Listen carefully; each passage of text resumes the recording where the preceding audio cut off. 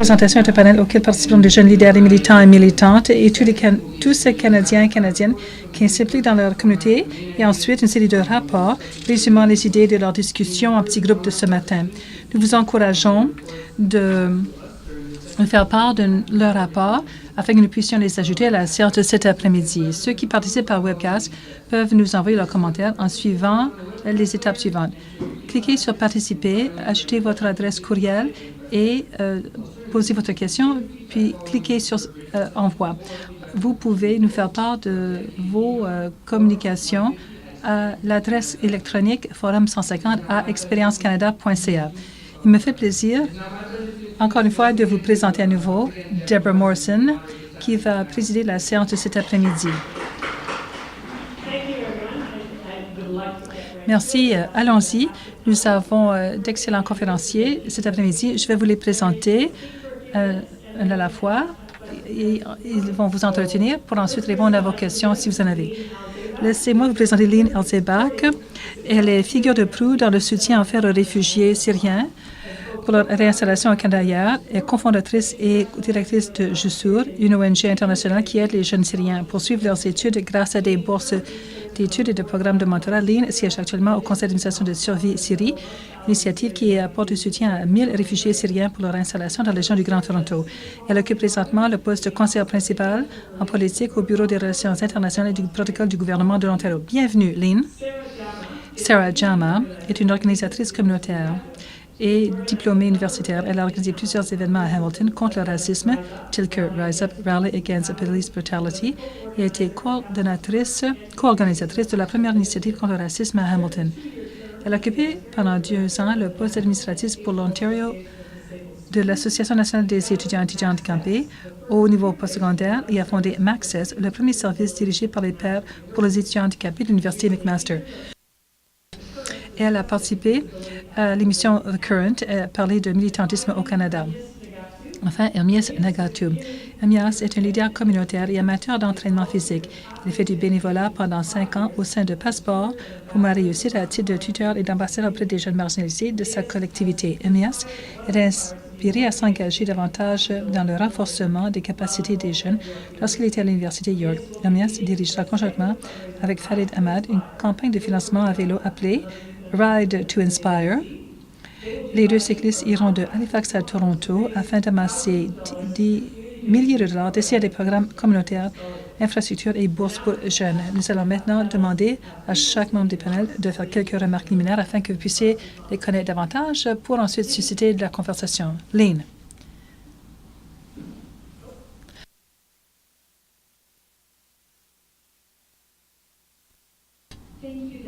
Merci, Deborah. C'est un honneur pour moi d'être avec vous aujourd'hui, accompagné de tellement de militants, défenseurs et figures de proue. Avant de commencer, j'aimerais remercier, vous notez le fait que nous sommes sur les terres traditionnelles non cédées de la nation Mi'kmaq. Et nous, autochtones et non-autochtones, sont venus d'ailleurs. On dit qu'une photo vaut 1000 mots. Eh bien, on pourrait également dire que la photo d'Alan Kurdi, le jeune enfant de 3 ans dont le corps a été retrouvé sur la grève, a sauvé des milliers de vies.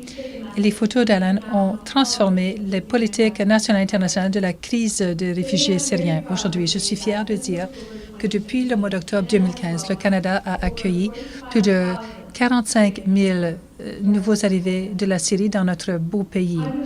Je crois que la politique du gouvernement pour ouvrir nos portes et nos cœurs à ceux qui sont dans le besoin reflète les valeurs profondes du Canada. Je reprends les paroles de Vincent Massey, le premier gouverneur général du Canada né au Canada. Il a dit que le Canada atteint un niveau de caractère pendant les moments de crise. Et lors de ces moments historiques, les pays semblent se dire « Je vis pour quelque chose ». Et pourquoi? Quelles sont mes valeurs avant tout? Nous avons montré nos valeurs lorsque nous avons fait de la crise syrienne une crise au Canada.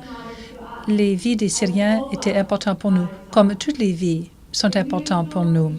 Et par ce fait même, nous avons donné de la valeur à la compassion et à la gentillesse et à la justice. Et tandis que d'autres ont fermé leurs portes à cette population, nous avons décidé de valoriser la diversité. Et en tant que Canadienne née en Syrie, je vous dis que ces valeurs ne sont pas uniques pour le Canada. Il s'agit de valeurs universelles basées sur la raison et l'empathie. La compassion et la croyance dans la diversité vont au-delà de la culture et de la nationalité. Accueillir les nouveaux arrivés à bras ouverts est une tradition que nous avons de la part des Autochtones canadiens qui ont accueilli les premiers Européens qui sont venus ici au Canada pour s'adapter à ce nouveau pays. Nous sommes un pays d'immigrants et de réfugiés. Et comme le Premier ministre l'a déclaré à plusieurs reprises, nous sommes forts, pas malgré nos différences, mais grâce à nos différences. Les réfugiés syriens nous ont donné de la force en raffermissant nos valeurs canadiennes. Et à l'avenir, leur parcours dans ce pays fera de notre pays un pays plus fort, et ça en termes pratiques. J'ai commencé lorsque je suis rentrée de la Syrie où j'étais déménagée après avoir fait ma maîtrise en Angleterre. J'étais obligée de revenir au Canada en raison de la guerre. Je ne savais pas ce que je pouvais faire pour faire une différence, mais je savais que je voulais faire quelque chose. Je savais que j'étais obligée de faire quelque chose. Et lors de votre parcours, je vous exhorte de vous rappeler que vous n'êtes jamais seul. D'autres expatriés de la Syrie et moi, nous sommes réunis sur Skype et nous avons décidé d'inventer Jussur, qui est arabe même si nous voulions faire tout ce que nous pouvions pour faire notre pays bien-aimé, nous avons décidé de prendre un peu de recul et de poser la question. Où avons-nous du pouvoir pour agir? Où est le plus grand besoin selon ceux qui sont touchés par la guerre? Il y avait une demande de la part des jeunes concernant leur éducation qui avait été coupée de façon brutale par les guerres. Des jeunes comme vous qui terminaient leurs études au secondaire, d'autres qui étaient à l'université, parfois à quelques semaines près de leur fin d'études. Nous avons décidé de mettre l'accent sur l'éducation parce que, en tant que gens qui avaient de la chance, nous savions quel était le pouvoir de l'éducation et que jamais l'avenir ne serait beau pour la Syrie sans que ces jeunes puissent diriger avec les outils comme l'éducation à l'appui. Nous avons commencé par un programme de mentorat pour ensuite établir des partenariats avec des universités et d'autres organisations qui travaillaient pour les jeunes à risque. C'est grâce aux étudiants que je suis devenue militante. Je me souviens d'un étudiant en particulier, Inanna, qui terminait ses études de premier cycle en pharmacie. J'étais son mentor et elle venait d'Alep, une ville qui est presque détruite en Syrie. Après un des premiers bombardements visant les universités, je lui ai envoyé un courriel très préoccupée par le fait si elle avait été touchée parce que je savais qu'elle était en examen ce jour-là. J'ai reçu sa réponse que je n'oublierai jamais. Elle a répondu « Les choses vont très bien. L'attaque était près de moi et est arrivée à un endroit où on devait traverser pour aller à l'université. C'était le premier jour des examens. Et à la fin de la période des examens, on a entendu le bruit d'un avion très bas qui tirait sur nous. Et les fenêtres sont brisées partout. Encore dans 5 minutes, la même chose. J'étais terrifiée. Je ne sais pas comment décrire. Je n'ai plus de sécurité ici à Alep. Imaginez, un de nos amis était à écrire son examen et ses parents se sont rendus à l'université pour aller le chercher et ils ont été tués. Nous avons perdu beaucoup d'amis et maintenant nos examens sont remis à plus tard. Merlin, je ne sais pas comment vous le décrire. Alep était une très belle ville. Aujourd'hui, tout ce qu'on voit sont des déchets, des ordures, des corps, des gens effrayés. Tout coûte cher et les gens couchent dans les tentes dans le froid. Les filles épousent des maris à très bas âge pour ne pas être violées parce qu'elles n'ont pas d'endroit où vivre. Méline, je rêve tous les jours de l'occasion de poursuivre mes études, surtout parce qu'il ne me reste qu'un trimestre à faire. Malgré les bombardements autour d'Inanna, elle était déterminée que rien ne l'empêcherait de finir ses études. Et moi, j'étais déterminée à faire tout en mon possible pour lui aider à réaliser cet objectif et son rêve. Inanna, je suis heureuse de vous dire, a obtenu sa maîtrise et son doctorat en Angleterre grâce à des bourses d'études. Jussur a permis à plus de 500 personnes d'obtenir des bourses et a été obtenu de mentorat pour 600 étudiants. Et nous aidons les élèves syriens en Liban. Les élèves sont recrutés par les plus importantes compagnies et maintenant sont les gagne-pain de leur famille pour les aider à atteindre un pays sécuritaire. En tant que Canadiens et Canadiennes, nous avons vu des milliers de réfugiés syriens venir au pays. Peut-être que vous en avez dans votre école. Je vous encourage d'aller les connaître et de comprendre le parcours qu'ils ont fait pour arriver ici. Ils ont une culture et histoire riche. Ils ont des expériences et des perspectives à partager avec vous qui nous permettront de comprendre les défis et les problèmes auxquels nous faisons face. Le travail acharné a commencé lorsqu'ils sont arrivés ici. Il n'est pas facile d'être nouvellement arrivé. On recommence sa vie à la case départ.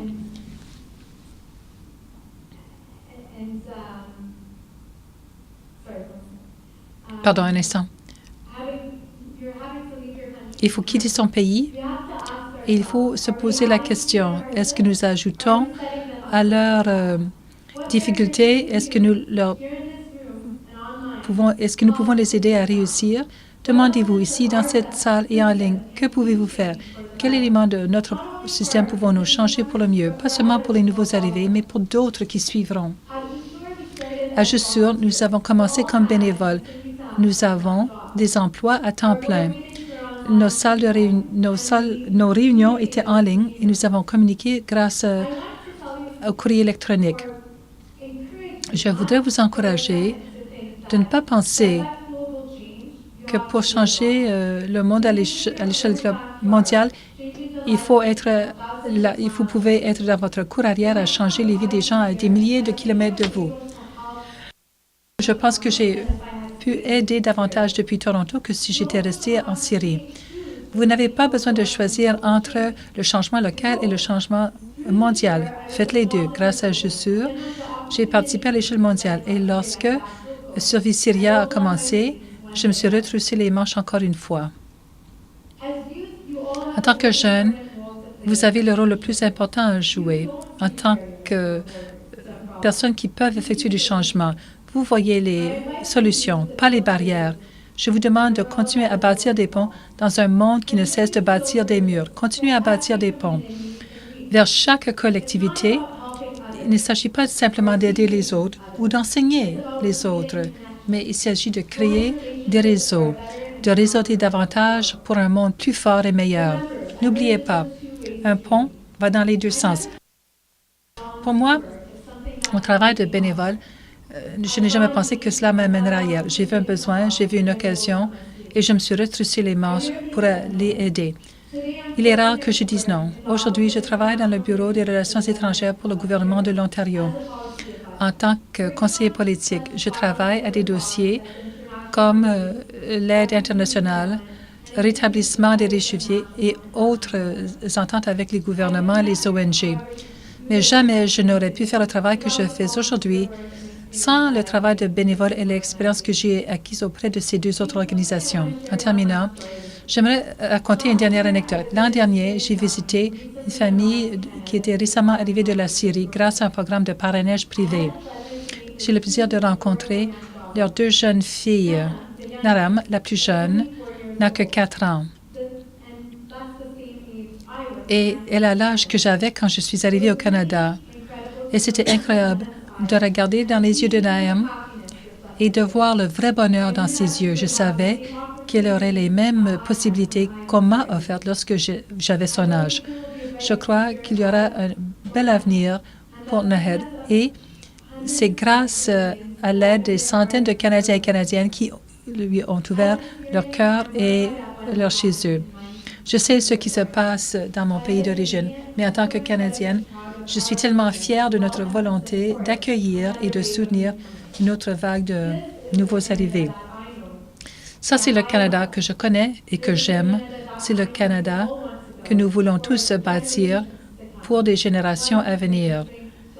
Le Canada qui a la force de soutenir nos valeurs. Merci beaucoup.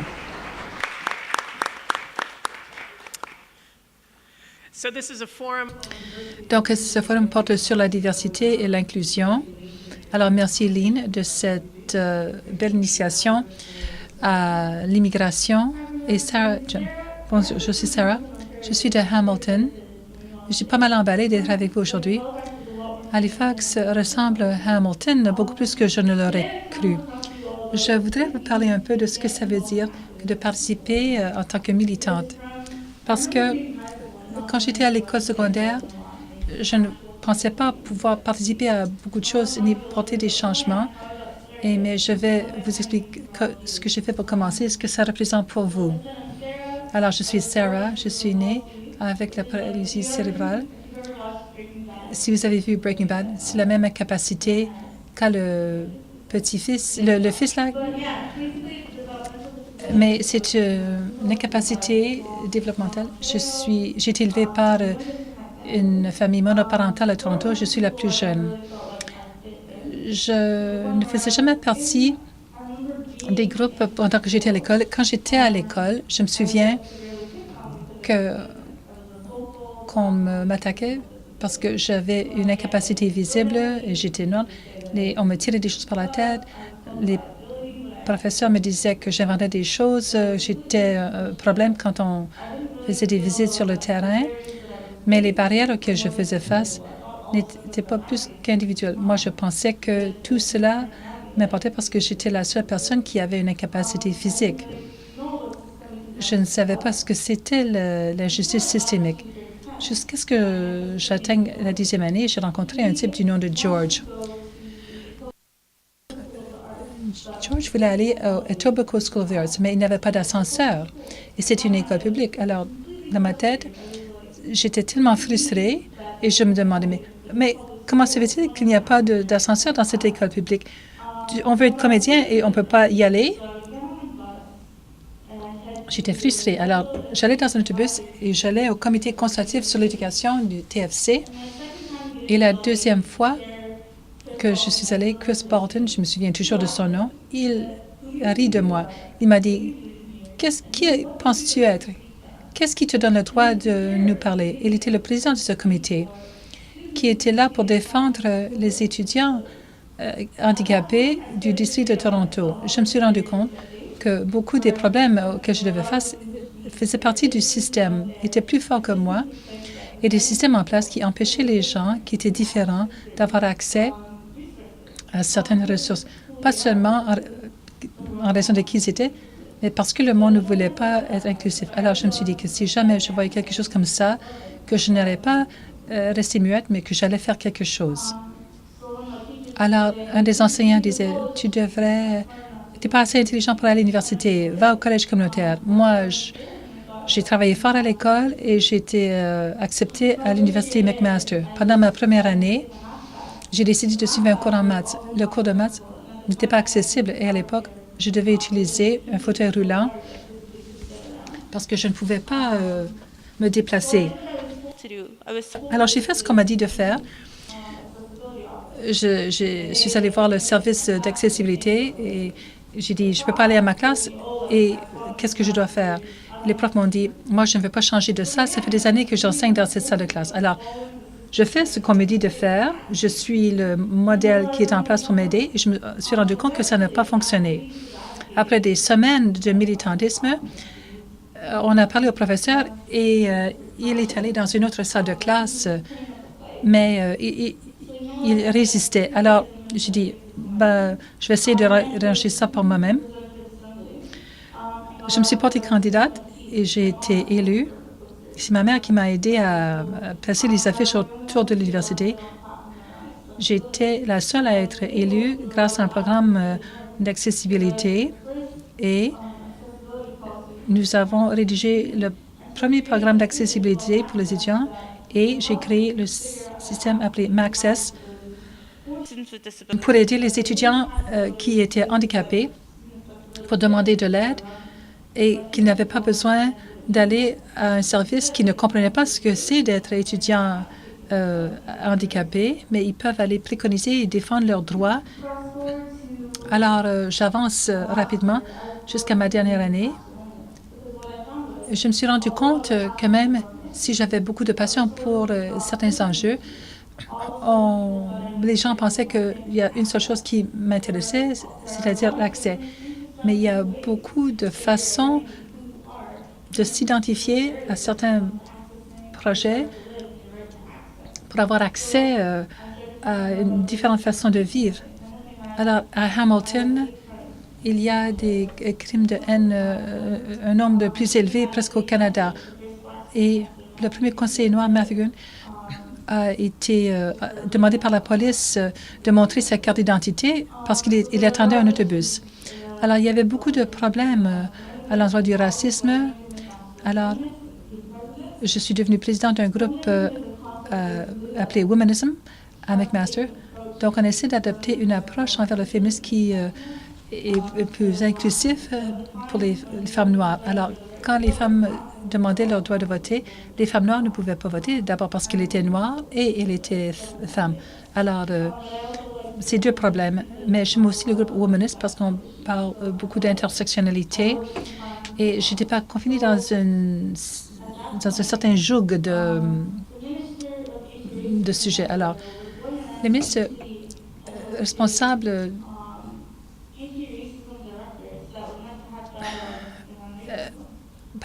avaient organisé une série de visites pour parler du racisme.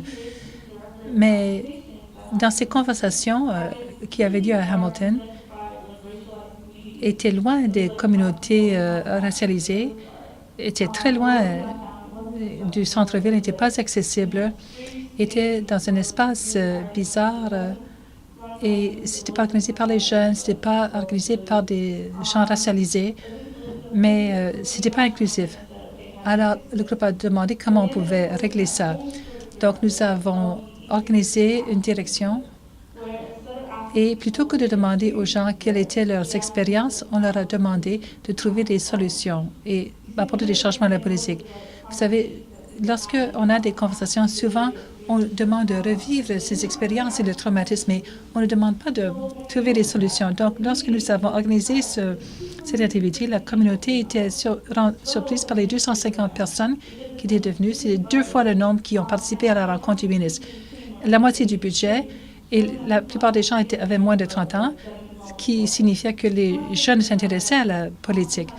Alors, à l'encontre de ce que l'on trouve à l'école secondaire ou à l'université, où on dit les étudiants s'en fichent, on veut simplement obtenir son diplôme et aller travailler. Alors, je vous dis tout ça parce que pour devenir militant, prenez une question qui vous intéresse et allez bâtir des coalitions. La meilleure façon d'effectuer le changement, c'est de ne pas travailler en tant qu'individu parce qu'on n'est pas une personne qui s'intéresse à une seule chose. Il y a des gens qui vous ont précédé, qui ont parlé de souveraineté autochtone, homophobie, accessibilité, tout ce qui vous intéresse. Trouvez ces gens-là dans votre communauté, réseautez-vous, bâtissez des coalitions. Le meilleur militantisme que j'ai vu sur mon campus ou dans ma communauté sont arrivés quand les collectivités autochtones se sont rassemblées avec les collectivités noires qui ont travaillé ensemble pour organiser des activités. Notre activité était organisée par la collectivité autochtone de McMaster, les musulmans pour paix et justice de McMaster et 6 autres coalitions qui ont organisé cette activité au centre des jeunes au centre-ville. Le plus grand problème pour les gens qui veulent devenir militants, c'est qu'on est tellement enlisé dans l'individualisme qu'on pense qu'on est en combat contre le monde. Alors, si vous rejoignez les collectivités qui peuvent vous aider, il est facile de faire des changements. Après notre activité, avec cette initiative, le ministère a convoqué une réunion avec nous. Il est venu à Hamilton. Il a demandé quels changements nous préconisions parce que nous avions 32 revendications. Alors, nous avons maintenu ce que nous voulions faire et faire du bon travail. Les gens ont commencé à se tourner vers nous. Ne changez pas vos principes, ne chassez pas le pouvoir, bâtissez des coalitions avec des gens, trouvez les collectivités marginalisées, ne parlez pas pour les gens que vous ne comprenez pas. Les gens vous disent en raison de votre âge que ce n'est pas possible pour vous de changer les choses. Saviez-vous que la plupart des mouvements étudiants, les mouvements depuis l'apartheid, ont été alimentés par les voix étudiantes. C'est ce qu'on ne vous dit pas et qu'on ne nous enseigne pas, que les étudiants ont la plus grande autonomie chez les militants parce que les établissements s'attendent de vous d'aller vérifier vos valeurs et vous n'êtes pas enlisé dans le monde du travail. C'est le temps qu'on vous donne pour aller vérifier vos valeurs et de mettre à l'épreuve vos croyances. Alors, c'est pourquoi ces mouvements sont alimentés par des gens comme vous. Alors, ne laissez jamais vous dire que vous ne pouvez pas faire quelque chose ou que vous ne pouvez pas effectuer du changement. Grâce au travail que j'ai fait, j'ai vu voir énormément de changements, pas seulement sur mon cité universitaire, mais dans Hamilton. Alors, voilà ce que j'avais à vous dire.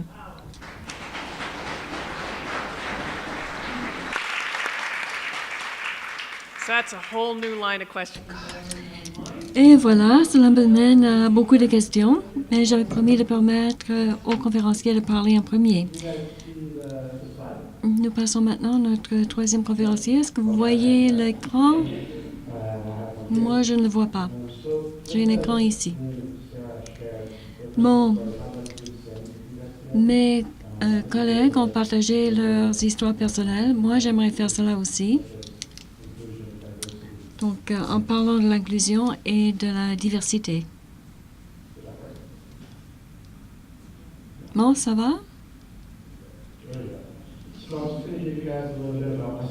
Bon, je vous donne quelques renseignements à mon sujet.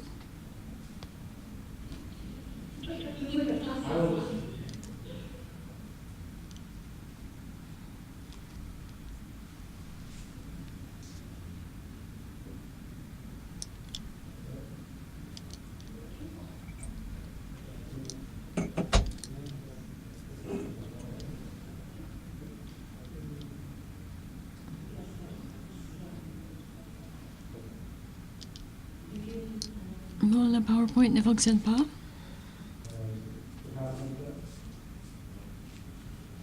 Avez-vous la présentation PowerPoint? Pourriez-vous le faire pour lui? Changer les diapositives?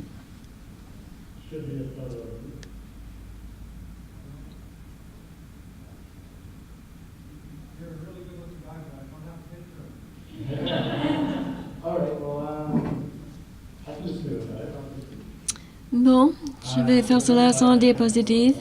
Bon, j'avais une photo de moi-même et de mon chiot.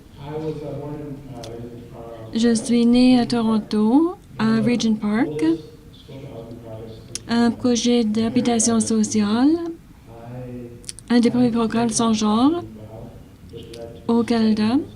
J'ai beaucoup de passion pour la santé. J'ai étudié les sciences physiques et je suis bénévole aussi dans Regent Park, dans cette communauté depuis 10 ans. Et j'aime passer du temps à établir des relations dans ma communauté. Je passe du temps avec mes amis, ma famille et mon chiot, qui a déjà un compte Instagram. Mais je voudrais vous donner mes antécédents. Ma mère a immigré au Canada pendant les années 80 de l'Éthiopie. Elle a travaillé avec acharnement. En tant que nouvelle arrivante, elle a pu intégrer le marché du travail. Malheureusement, quelques années plus tard, elle a été diagnostiquée comme ayant un handicap de santé mentale. Donc, il fallait bien comprendre le système de soins de santé pour bien recevoir les soins de santé. J'ai grandi à Regent Park. J'ai été le seul enfant d'une mère seule. Et j'ai vu le système de soins de santé directement. Je suis devenu curieux. Je voulais comprendre la maladie.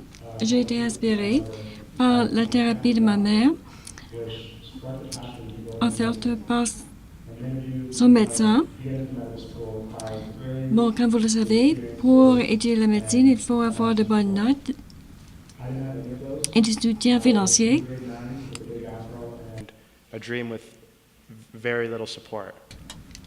Bon, je n'avais pas ces éléments. J'étais en 9e année. Mais le programme Passeport pour ma réussite m'est arrivé. J'ai pu participer à un programme communautaire avec soutien financier. J'ai reçu de l'aide de Saïda. qui m'avait offert des billets d'autobus et j'ai pu avoir un premier stage à l'hôpital Toronto General et Mount Sinai.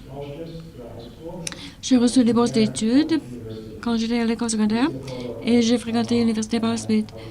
Donc, j'avais une photo de ma mère et moi qui s'embrassaient pour la fête des mères. Mais après les études secondaires, j'ai fréquenté l'université de New York.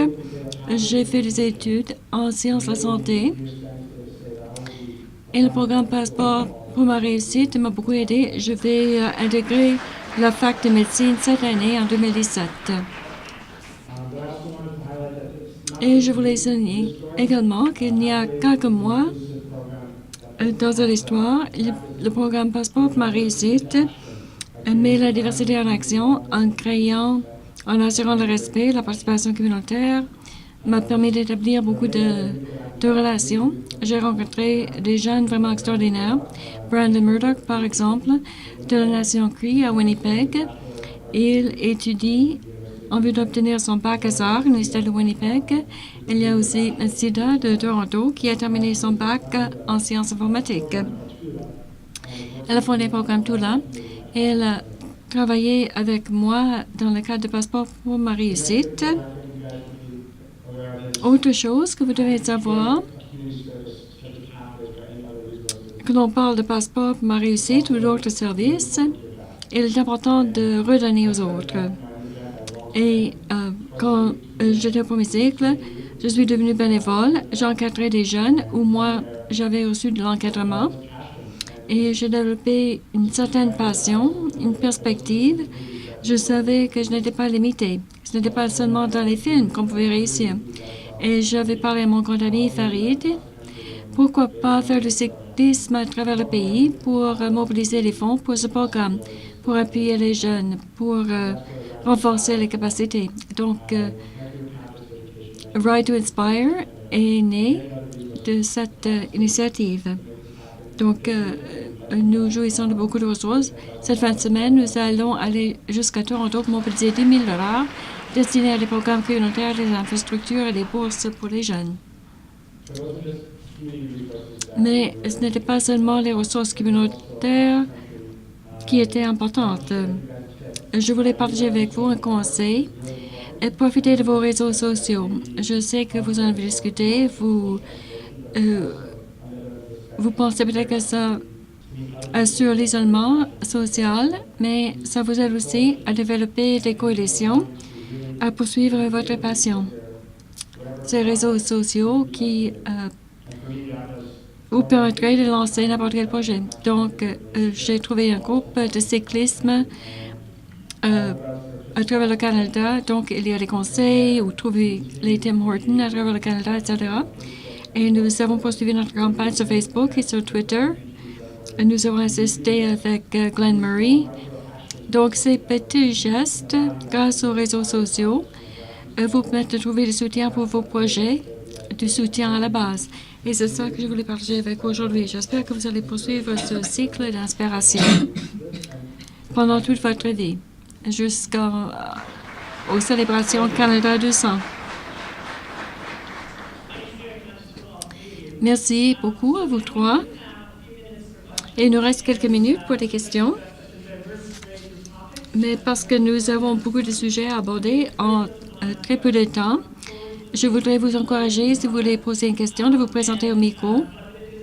Et je vais accepter quelques questions. Ensuite, je permettrai aux panélistes d'y répondre. Bon, si vous avez des questions, ne vous gênez pas. Vous présentez au micro. Allez-y. Bon, vous êtes tous des militants.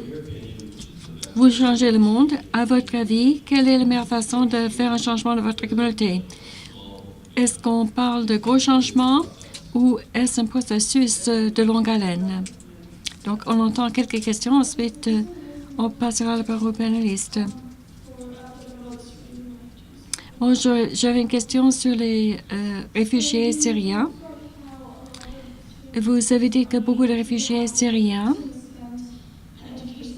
ont déjà poursuivi certaines études, mais ne les ont pas terminées. Je me demande s'il y a des réfugiés syriens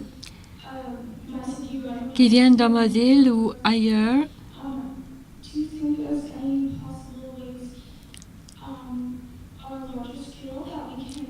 Y a-t-il des moyens d'apprendre de ces étudiants parce que leur système d'éducation serait très différent?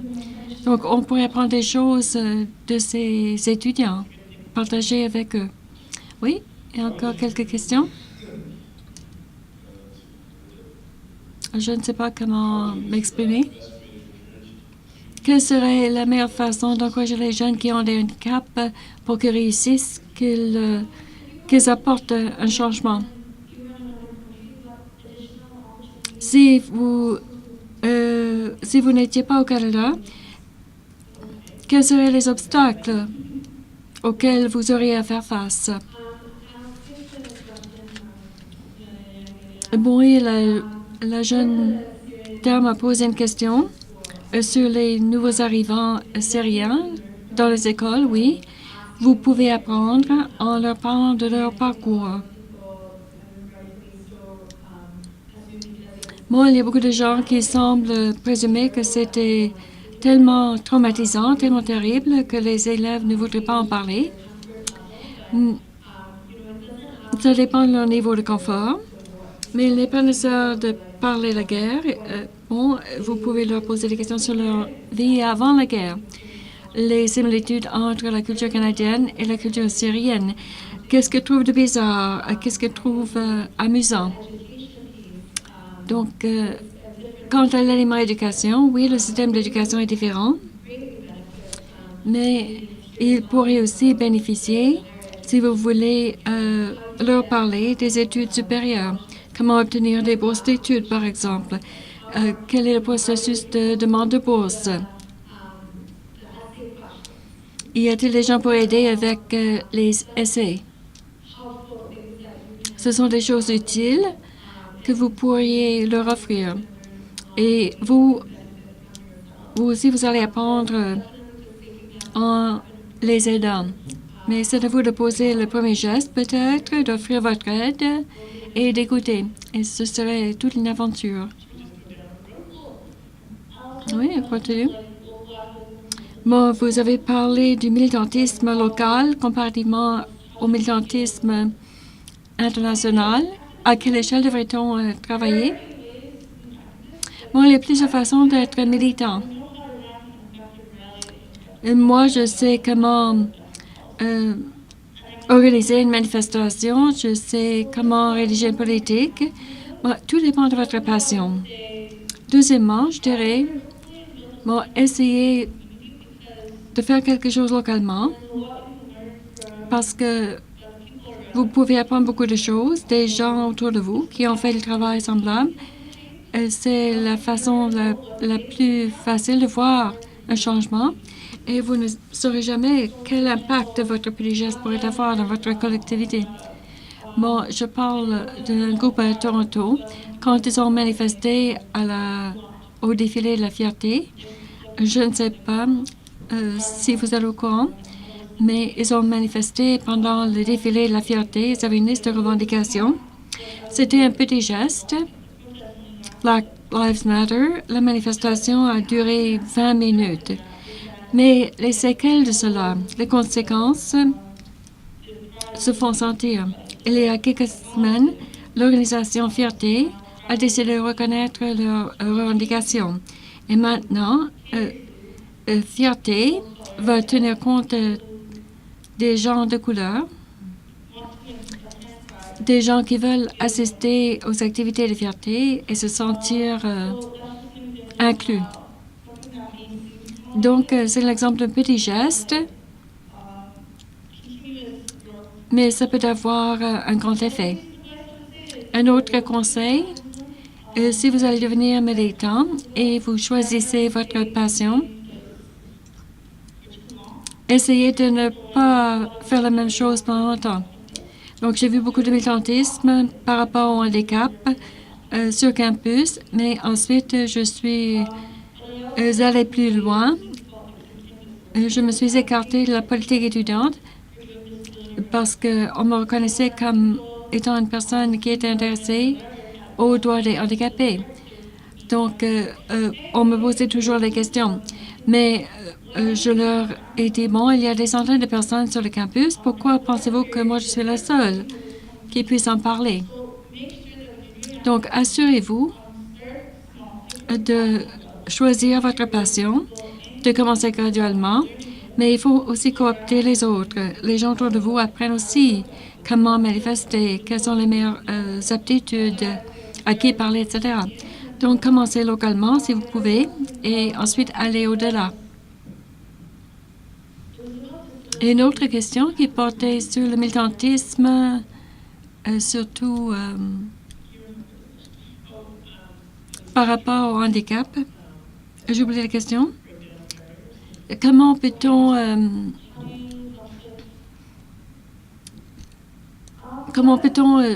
aider à surmonter les obstacles? Bon, comme je l'ai déjà dit, décidez dans quelle mesure vous voulez être militant, quelle est la question qui vous intéresse.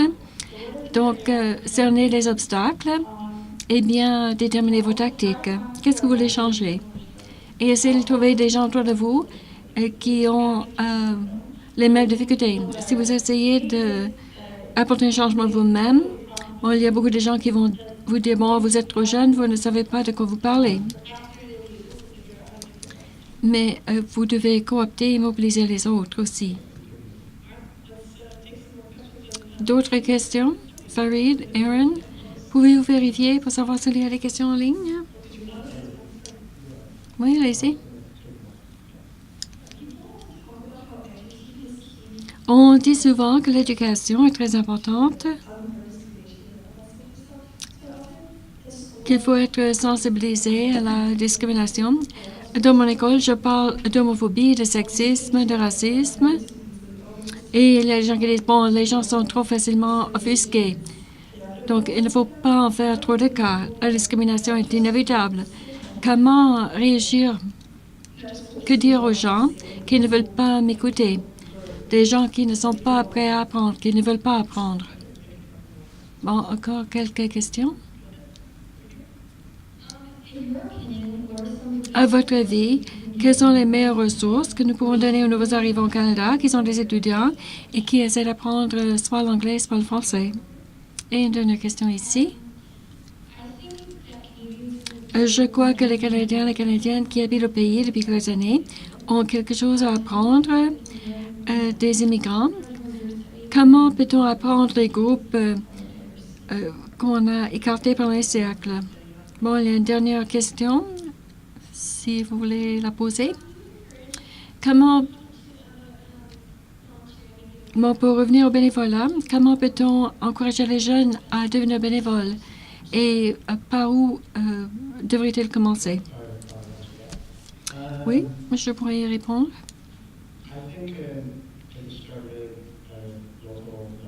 Ils peuvent commencer à un niveau local. Donc, l'âge n'est pas important. Donc, on pourrait commencer très jeune avec des familles dans lesquelles une exposition à l'école. Bon, il y a d'excellentes occasions d'être militant, de partager vos passions. Et après avoir établi ces réseaux, vous pouvez continuer au-delà de votre communauté. Bon, communiquer avec les autres fournisseurs de services, les centres de santé, ce serait une première étape, ou avec des partenaires dans d'autres villes. Par exemple, si vous voyagez dans une autre ville, bon, ce serait un très bon encouragement. Ils peuvent voyager, ils peuvent être bénévoles et redonner aux autres. Et quant à la question sur la discrimination, les gens qui ne veulent pas apprendre, bon, c'est difficile. Bon, à l'époque de Trump, bon, les gens semblent croire qu'ils ont plus de pouvoir, qu'ils peuvent mettre les gens mal à l'aise. L'histoire se répète. Nous vivons à une époque intéressante. Bon, les gens sont racialisés, handicapés ou gays, mais tout d'un coup, on voit beaucoup de différences, mais ces gens-là sont ciblés. Et d'autres qui disent, bon, vous inventez cela. Les droits des handicapés, bon, qu'est-ce que c'est? De quoi s'agit-il? Mais je rappelle aux gens que 83% des femmes au Canada qui ont un handicap seraient agressées sexuellement pendant leur vie.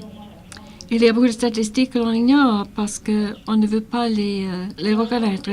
Mais ça ne veut pas dire pour autant que votre expérience n'est pas vraie. Ce n'est pas à vous de changer la vie des autres. C'est un fardeau trop lourd pour vous en tant que particulier. Mais nous sommes dans une société où il y a beaucoup d'informations.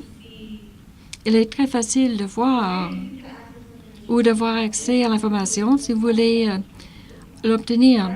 Ne perdez pas votre temps à faire changer la vie des autres, mais allez chercher les gens qui comprennent ce que vous voulez dire et bâtissez des coalitions avec eux et faites des changements dans vos communautés. Par exemple, quand nous avons acquis l'initiative antiracisme, nous avons parlé au groupe qui avait des expériences semblables. Le groupe des autochtones ne comprenaient pas l'expérience des musulmanes, mais on était ensemble pour lutter contre le racisme. Et nous avons attiré beaucoup de gens à Hamilton. Vous êtes habilité ou responsabilisé parce que quelqu'un vous donne du pouvoir, la responsabilité, mais parce que vous assumez vos responsabilités. Donc, oubliez ces gens qui disent, bon, vous êtes trop sensible. Vous n'êtes pas trop sensible. Et je ne crois pas que ce soit à vous de changer la vie des autres. C'est le système d'éducation qui ne fait pas ce travail, qui échoue à ce niveau-là. Et moi, j'ai beaucoup appris non seulement à l'école, je n'aimais pas tellement l'école. J'ai terminé mon premier diplôme, mais j'ai appris en travaillant à la base, en établissant des relations avec les différentes communautés. C'est le système d'éducation qui nous entoure qui échoue, qui ne veut pas qu'on ait ces conversations. J'ai lu en ligne, on parle de l'émission 13 Reasons Why. Bon, il y a des gens qui disent, bon, ça n'existe pas, on ne peut pas en parler. Et ça donne du pouvoir aux gens qui ont déjà du pouvoir. Les gens qui croient que vous êtes trop sensible, ces gens-là viennent de familles qui ont de l'argent et ne comprennent pas les difficultés financières, ne sont pas racialisés. Et ne viennent pas de familles leur permettant de comprendre vos luttes. Ce n'est pas une lutte individuelle. Tout cela, bon, il ne faut pas penser que c'est une lutte individuelle. C'est une lutte systémique, ce n'est pas de votre faute. Il n'est pas nécessaire que vous changiez la vie de quelqu'un. J'espère que je réponds à votre question. Lynn, on va vous demander de répondre à ces deux questions. Ensuite, on acceptera des questions en ligne. Et c'est tout le temps que nous aurons, malheureusement. Moi, je dois me souvenir des questions. Moi, si je me trompe, on a demandé comment aider les nouveaux arrivants syriens à l'école, quelles ressources on pourrait leur offrir. Bon, la langue est un des plus grands obstacles. Non seulement les Syriens, mais les nouveaux arrivants, de façon générale. Mais après les heures de classe, on pourrait leur offrir de l'aide avec leurs devoirs. Moi, vous pouvez créer un groupe, une coalition, une équipe pour chaque matière. Donc, créer un groupe d'études. Bon, vous pouvez tous en bénéficier en même temps. Et vous créez du soutien pour le nouveau arrivant. Et cette personne se sentira acceptée, se fera des amis, mais en même temps, ces gens-là reçoivent de l'aide avec leurs devoirs. C'est une façon assez facile de procéder. Et offrir du soutien aux nouveaux arrivants. J'oublie la deuxième question. Je ne sais pas qui l'avait posée. Si vous voulez la répéter. Inaudible, sans micro.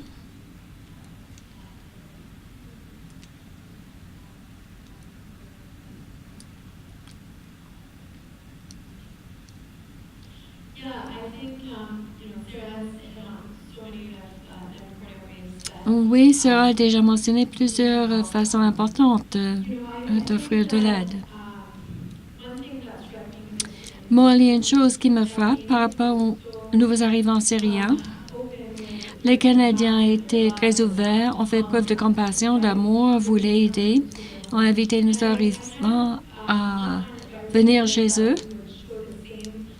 Et je voudrais que l'on fasse preuve de la même compassion, de la même passion par rapport aux communautés indigènes qui ont été tellement marginalisées, dont on a fait abstraction. Bon, vous connaissez bien l'histoire.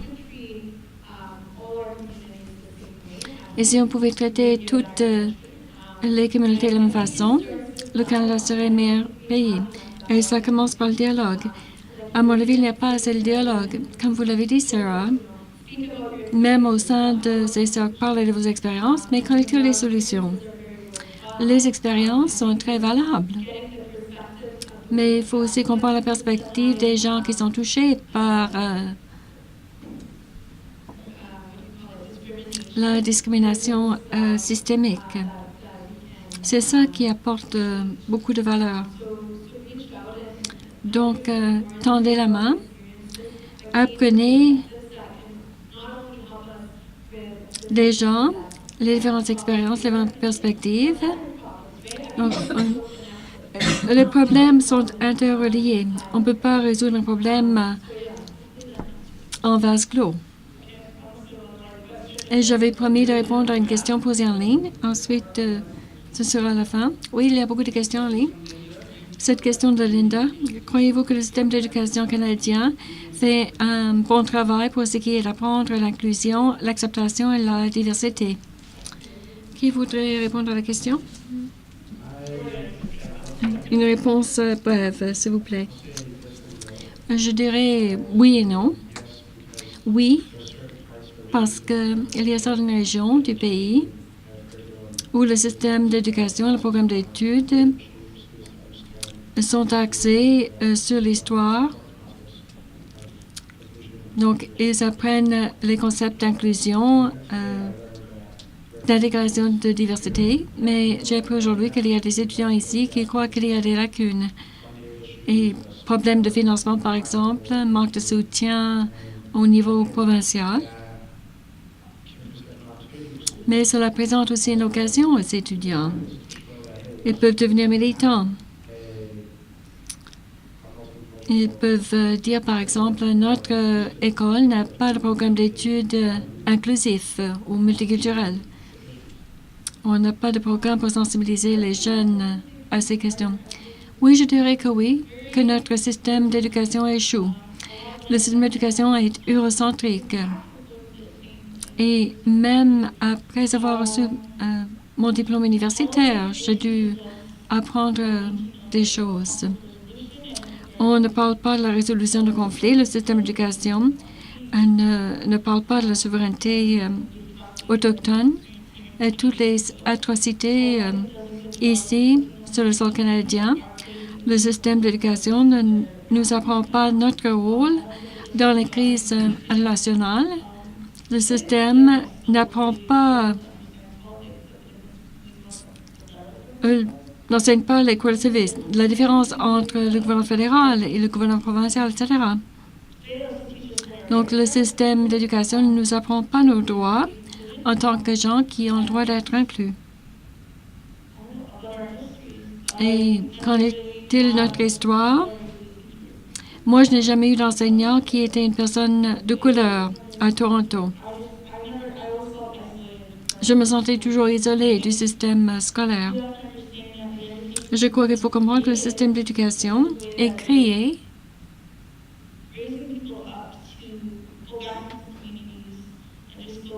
pour que les gens retournent à leur communauté pour devenir productifs. On ne vous apprend pas à devenir militant, à retrouver sa voie, et vous devez faire cela à l'extérieur du système d'éducation. Bon, merci beaucoup. Je suis ravie de vous dire que les panélistes vont rester après la fin. Si vous avez des questions, vous pouvez leur parler individuellement. Donc, une bonne main d'applaudissement. pour nos panélistes. Malheureusement, c'est tout le temps que nous avons. La journée passe très vite. Maintenant, je voudrais inviter Pina Kelola, Jeva Schwartz et Paul McComber à présenter ou offrir un cadeau à nos excellents panélistes.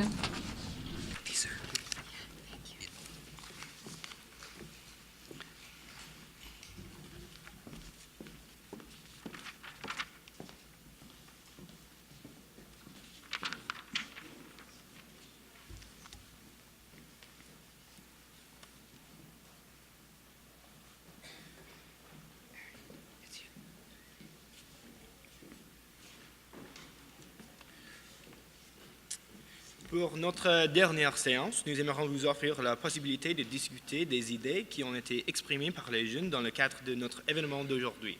Lors de chaque atelier, une personne a été choisie pour être le porte-parole de son groupe. Nous invitons ces personnes à monter sur scène.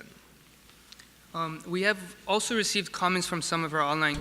Nous avons reçu des commentaires des groupes et des participants en ligne. On va les intercaler aux présentations ici à Halifax et les jeunes qui ont été choisis pour parler au nom de la groupe. Je les invite à monter sur l'estrade pour qu'on puisse les voir aussi en ligne. Et ce reste du temps à la fin, nous passerons aux commentaires et aux questions.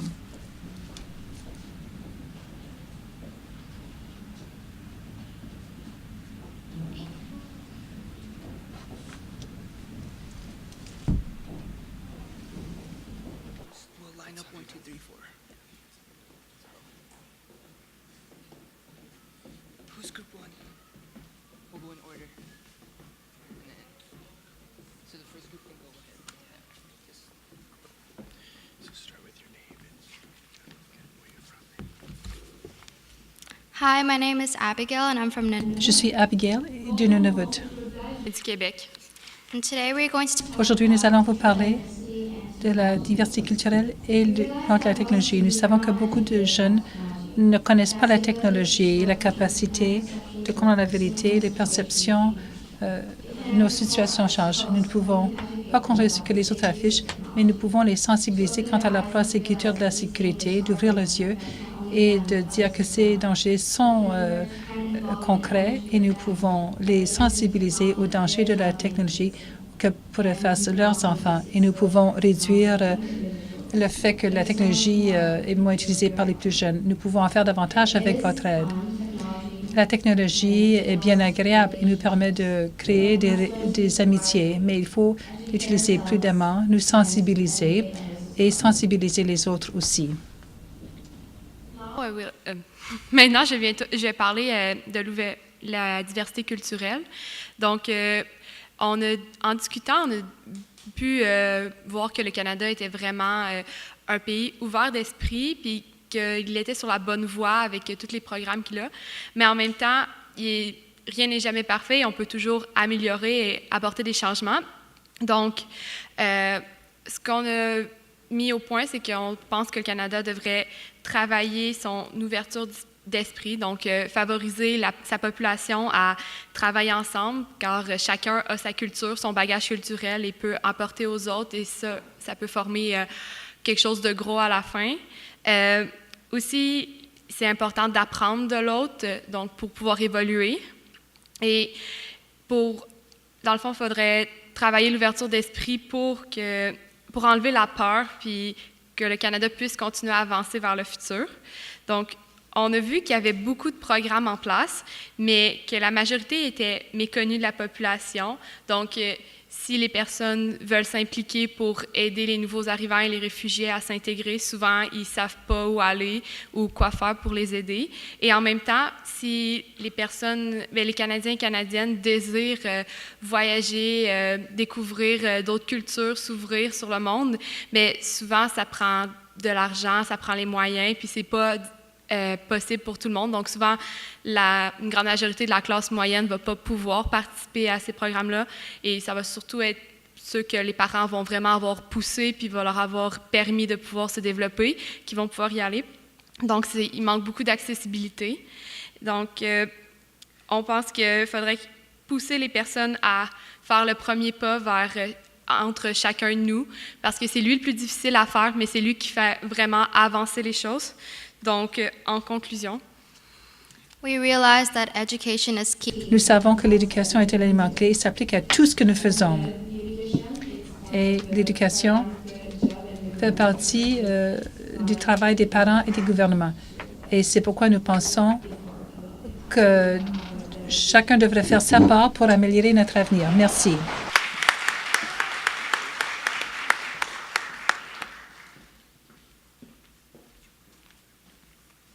Hi, so my name is Reem and I'm Je suis Rima d'Ottawa. J'étais dans le groupe numéro 2. Un des étudiants a bien résumé nos discussions. Les gens ont peur du noir parce qu'ils ne savent pas ce qui s'y trouve. Et je pense que cela résume l'idée que l'éducation est un élément clé pour nous permettre de promouvoir la diversité culturelle. La première question portait sur la diversité culturelle et comment nous pouvons avoir un impact positif au Canada. Et qu'en contraste, les États-Unis est comme un melting pot et on se demandait pourquoi c'est le cas. Comment avons-nous réalisé ça au Canada? Et nous avons parlé du fait que la loi au Canada fait la promotion de la diversité. Nous avons des fêtes et des festivals qui font la promotion de ces cultures. Nous avons des représentants au Sénat qui sont très diversifiés et nous faisons la promotion des droits LGBTQ. C'est pas assez parce qu'il y a des barrières. On a parlé de l'égalité des sexes et comment les quotas dans les organisations et au sein du gouvernement ne suffisent pas, parce que les images ne suffisent pas. Si les gens n'ont pas de ressources en main, ce n'est pas nécessairement l'égalité. On a parlé de féminisme et du fait qu'il y a un manque de représentation qui porte à l'extrémisme dans les médias et ces extrémistes créent des éléments comme le IS et c'est pourquoi le EI et c'est pourquoi nous devons être sensibilisés quant aux grandes questions d'actualité. La globalisation et l'emploi.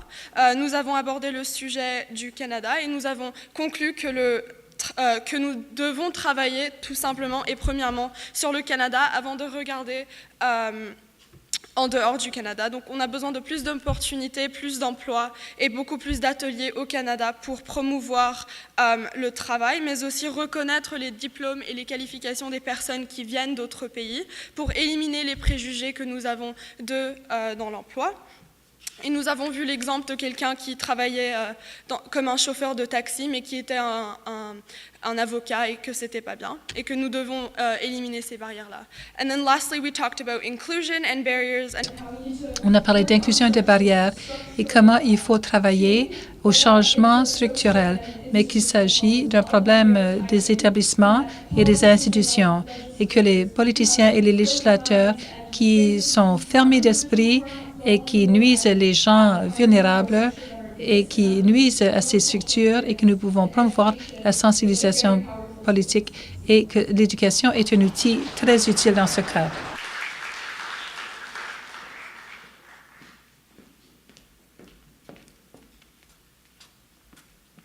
Hi, my name is Mira. Bonjour, je suis Mira de Winnipeg. Je suis Tina et de Lethbridge. Dans notre groupe, nous avons parlé de l'atmosphère à l'école et la diversité de la culture qui fait partie de nos vies. Et là où nous sommes vus dans nos écoles, c'est ce qui est la chose la plus importante. Parce que si nous avons une culture dans nos écoles, cela va nous aider à assurer la pérennité de notre pays, de notre communauté. Les écoles doivent également donner des ressources aux étudiants qui n'ont pas les mêmes avantages que d'autres. Alors, il est important pour ces jeunes de se sentir, d'avoir un sentiment d'appartenance. Nous avons parlé de la façon dont on peut accueillir les immigrants au Canada et de fournir suffisamment de ressources à ces gens pour faire de nos collectivités des collectivités plus fortes. On a parlé d'avoir des sociétés diversifiées sur le plan culturel et comment nous pouvons apporter ça à toutes les vies de tous et chacun. Accepter les autres est un élément clé parce que pour que ça fonctionne dans une société diversifiée, il faut accepter les autres et vivre dans l'harmonie sans insister que d'autres acceptent nos opinions, que l'on vienne d'un endroit différent ou que l'on croit à différentes choses. Et enfin, nous avons beaucoup parlé des médias et des médias sociaux et comment utiliser ces choses-là de façon positive dans notre société et de participer de façon communautaire, comment participer aux activités scolaires, dans le militantisme de tous les jours et dans nos communautés et utiliser les médias sociaux pour un changement positif et pour renforcer de façon positive et pas dans le plan négatif et ne pas se sentir mal à l'aise avec les niveaux de compétition. Merci beaucoup.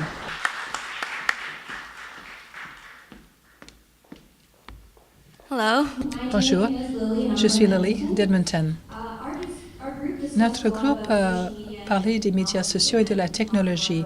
Et on a beaucoup parlé des impacts positifs, mais aussi des conséquences négatives et la façon d'optimiser les éléments positifs et de minimiser les éléments négatifs. Sur le plan positif, ces médias peuvent rassembler les groupes et les particuliers partout au monde sur les plans social ou chez les entrepreneurs. Sans ça, la technologie ne serait pas possible. Ça nous permet d'être au courant d'autres cultures sans aller visiter d'autres pays et d'apprendre sur ce plan accessible entraîne que des impacts positifs. Si on apprend sur les autres cultures, élimine la peur de l'inconnu qui existe chez nous. Et pour les jeunes, l'éducation est facile grâce aux médias sociaux et les nouvelles technologies. À titre d'exemple, le jumelage des écoles de différents pays. Une école de Halifax et on peut jumeler l'école avec une école en Inde, par exemple, et on a des appels vidéo et puis ils se sensibilisent les uns les autres quant à leur culture et c'est très avantageux pour nos collectivités à l'échelle mondiale. Comment les médias sociaux peuvent-ils rendre les gens marginalisés, trouver une plateforme pour soutenir une personne ou un groupe de personnes qui passe par un moment de crise. À titre d'exemple, nous avons parlé du programme I'll Ride With You après qu'une femme musulmane avait peur d'aller dans le train seule. Alors, ces gens-là ne se sentaient pas seuls dans leur souffrance. Il y a des conséquences négatives qu'on devrait essayer d'éliminer ici au Canada. Dans notre groupe, on a parlé de nouvelles inventées et son influence sur les jeunes et la façon de penser, comment on voit le monde et les actions futures. Nous pensons que l'éducation est l'élément clé pour minimiser ces impacts négatifs. Et dans le cas de nouvelles inventées, éduquer les gens quant aux sites lesquels on peut avoir confiance. Les médias sociaux et la technologie créent des possibilités, l'empathie et la compréhension et peuvent nuire à notre société. Ces impacts négatifs peuvent être éliminés grâce à l'éducation pour laisser derrière lui un monde plus réseauté. Bon, j'ai quelques réponses en ligne. Voici une réponse de Pulma Ahak. Je pense que le Canada fait un travail exceptionnel pour fêter toutes les cultures et d'accueillir les gens dans ce pays. Quand je suis arrivée au Canada, j'ai été surprise de voir des affiches en punjabi à l'aéroport.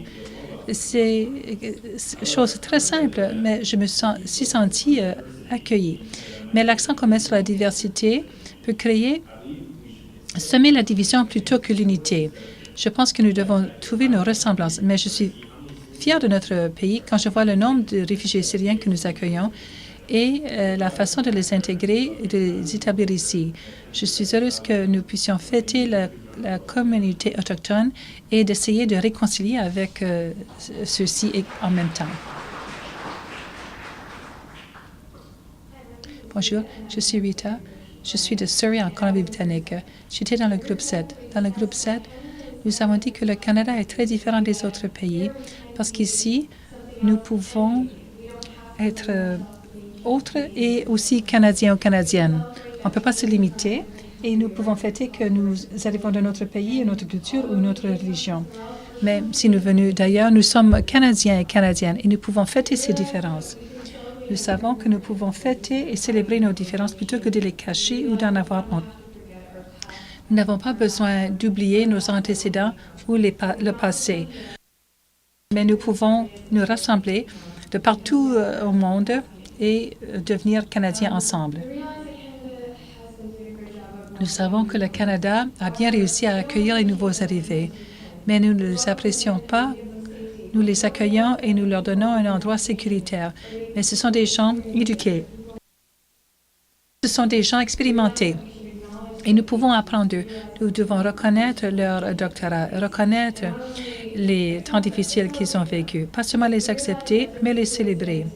Les différences, les expériences, tout ça, c'est un atout pour le Canada, pas une difficulté. Nous savons qu'avec les nouveaux arrivés, et quand on a recours à leur savoir et à leurs antécédents, si on ne fait pas ça, ça les décourage. Et nous devons leur faire comprendre qu'ils sont des êtres humains et tout ce qu'ils peuvent contribuer au Canada, c'est quelque chose que nous pouvons fêter ensemble.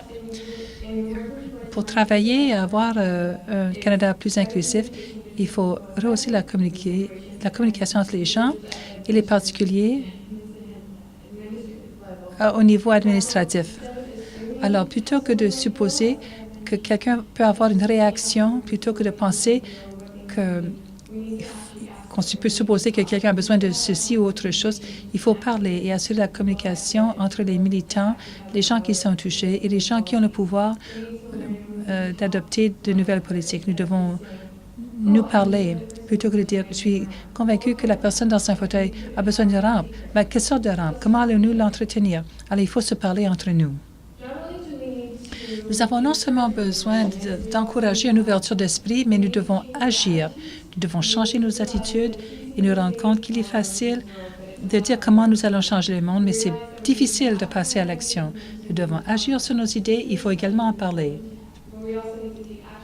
Il faut parler, mais nous devons passer à l'action, pas simplement supposer que quelqu'un d'autre va le faire. Plutôt que de dire c'est une bonne idée, que quelqu'un d'autre va faire tout le travail, faisons le travail nous-mêmes et permettre à d'autres de participer avec nous.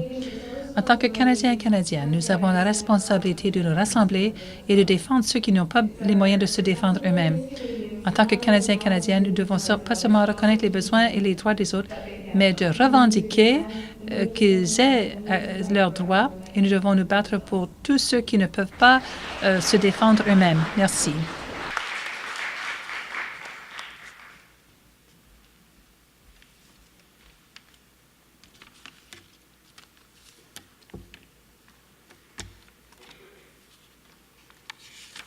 Hey, hi, I'm Bonjour, je m'appelle Sophie de Winnipeg. Dans notre groupe, nous avons dit qu'au Canada, nous parlons de notre diversité, mais aux États-Unis, on parle surtout de l'assimilation, que tout le monde est le même. Mais nous avons dit qu'au Canada, à huis clos, on ne pratique pas ce que l'on prêche. On voit les manuels d'histoire canadienne, etc. On voit différents groupes multiculturels, on parle de diversité. Mais au bout du compte, quand on regarde de plus près, il y a beaucoup de racisme systématique, surtout par rapport à nos peuples indigènes. Et nous acceptons beaucoup de réfugiés, nous avons la liberté de religion, mais il y a des gens qui font l'objet de discrimination à cause de leur handicap physique. Il y a beaucoup de racisme par rapport à la couleur de la peau. Donc, des gens qui ont certaines caractéristiques considérés comme étant plus beaux, on devrait les recruter, par exemple, mais le Canada est quand même un modèle pour les autres pays. Nous disons que nous sommes un pays très diversifié, d'autres pays peuvent apprendre de nous, mais nous devons aussi changer notre façon de faire au Canada. Passer des paroles aux gestes. Égal n'est pas nécessairement justesse. On devrait plutôt parler d'équité. Les immigrants ont des compétences qui ne sont pas les mêmes compétences qu'ils devraient avoir. Il y a toujours des emplois pour les immigrants. Les immigrants ont quand même des responsabilités par rapport à leur famille, par rapport à eux-mêmes et par rapport à leurs familles qui sont toujours dans leur pays d'origine. Et nous devons trouver une façon de les faire venir ici en offrant des possibilités d'emploi. Il y a des gens qui se retrouvent souvent avec un diplôme mais pas d'emploi. Donc, si on assure de bons emplois rémunérateurs, Il y a des employeurs qui croient qu'ils ne peuvent pas se permettre un salaire plus élevé, mais ils font un salaire assez élevé. Les immigrants se rendent compte des avantages du Canadien. Assez souvent, les Canadiens naissance n'en se rendent pas compte. Donc, si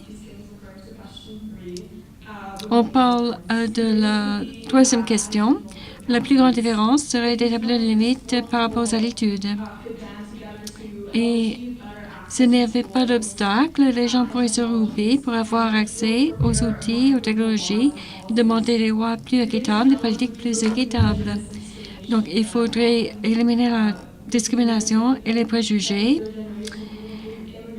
auxquels font face les immigrants, même de la deuxième ou troisième génération. Donc, plutôt que d'être en colère, on peut sensibiliser et il serait plus facile de persuader les gens à donner leur temps. La connaissance et le pouvoir. Et grâce au savoir, on mérite le respect. Les écoles pourraient se regrouper pour aider les familles qui viennent des pays où il y a des guerres. On pourrait aider les familles à trouver des ressources dont elles ont besoin ou passer une matinée dans un abri pour réfugiés. Il faut reconnaître et célébrer les différences. Nous ne sommes pas seulement des Canadiens, mais nous sommes des Canadiens et tout ce que nous voulons. Merci beaucoup.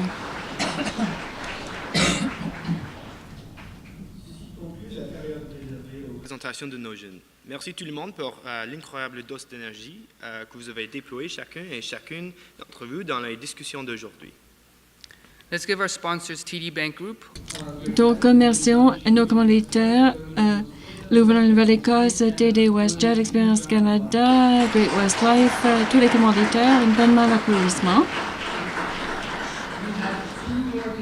Il y a deux choses à faire. Avant de partir, nous distribuons maintenant les formulaires d'évaluation. Si vous participez en ligne, vous aurez un lien qui vous mènera à l'évaluation. On enverra le lien à votre courriel et on vous demande de prendre le temps de remplir les formulaires. Les bailleurs de fonds de patrimoine canadien vous remercient de votre participation active et cela permettra d'assurer d'autres événements semblables à venir. Nous avons inclus un bulletin et vous pouvez voter pour 3 participants ici présents et 3 participants en ligne qui pourront participer à Ottawa. D'évaluation à propos de l'événement d'aujourd'hui. Pour celles et ceux d'entre vous qui participent en ligne, un lien vers le sondage sera affiché à la fin de cette session et un autre vous sera envoyé à votre adresse courriel. Nous vous prions de bien vouloir prendre le temps de le remplir. Deuxièmement, nous avons besoin de votre aide afin de décider qui sera choisi pour se rendre à Ottawa. Vous pouvez voter pour vous-même, mais vous pouvez seulement voter pour une personne. Pour ceux et celles qui participent en ligne, on ne vous oublie pas. Vous allez également recevoir un lien pour voter par Internet. Your votes, along with the input from the educators, Donc, vos résultats et en collaboration avec le personnel, on va déterminer les 37 jeunes participants à l'échelon national. Nous allons informer les candidats qui réussiront d'ici 4 semaines. S'il vous plaît, complétez le sondage et le bulletin avant de partir. On va les ramasser alors que vous sortez. Que les jeunes âgés de 14 à 19 ans ont encore une autre possibilité d'être sélectionnés pour se rendre à Ottawa. Tout simplement en participant au prochain Forum Jeunesse qui aura lieu à Winnipeg le 25 mai. Rendez-vous à www.experiencecanada.ca par rubrique 150 pour connaître tous les détails concernant les conférencières et les heures de diffusion en direct sur le web. thank you all for your tremendous participation today. Merci beaucoup de votre participation. Il reste un forum qui aura lieu à Winnipeg le 25 mai. Donc, il y a la chance d'être représentant à Ottawa. Vous n'avez qu'à participer en ligne ou en personne. Mais même si vous n'allez pas à Ottawa, vous pouvez être très fiers de vous-même pour le que vous jouez aujourd'hui. Votre voix est importante pour assurer que le Canada devient une société plutôt inclusive et accueillante. et un modèle de diversité pour le reste du monde. Participation. C'était vraiment inspirant de vous voir tous et toutes et de vous entendre discuter de la diversité et l'immigration ici au Canada. J'espère que vous allez continuer d'avoir ce type de discussion de retour à la maison et dans vos communautés. Plus que tout, continuez à faire entendre votre voix. Vous avez toutes les raisons d'être fiers de vous pour le rôle que vous avez joué aujourd'hui. Merci également aux jeunes des écoles de Nouvelle-Écosse qui sont venus participer. Votre présence est vraiment appréciée. Je vous dis à bientôt. Hasta luego. Zedien, Auf Wiedersehen. Arrivederci, Sayonara. Onion Haseo, Goodbye. Assalamu alaikum. Merci. Au revoir. Thank you very much.